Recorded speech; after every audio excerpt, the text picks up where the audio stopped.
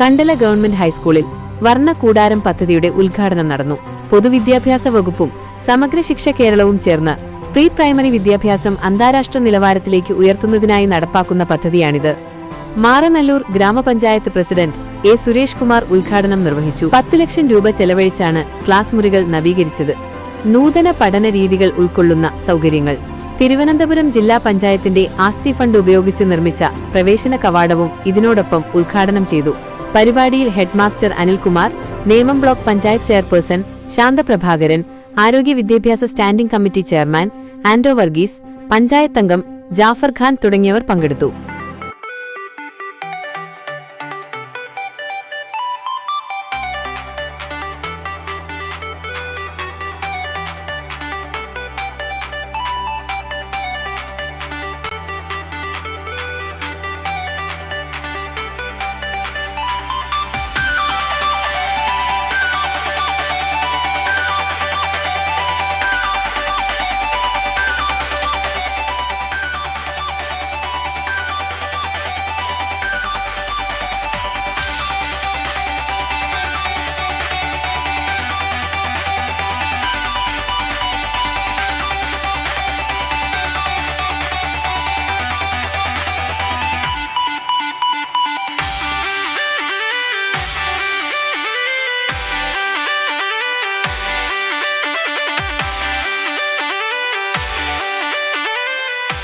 Government school ഇന്ന് ജില്ലാ പഞ്ചായത്ത് അനുവദിച്ച പ്രവേശന കവാടത്തിൻ്റെയും ഇൻ്റർലോക്കിൻ്റെയും അതുപോലെ MLAയുടെ ഫണ്ടിൽ നിന്ന് അനുവദിച്ച വർണ്ണക്കൂടാരത്തിൻ്റെയും ഉദ്ഘാടനമാണ് ഇവിടെ കഴിഞ്ഞത്.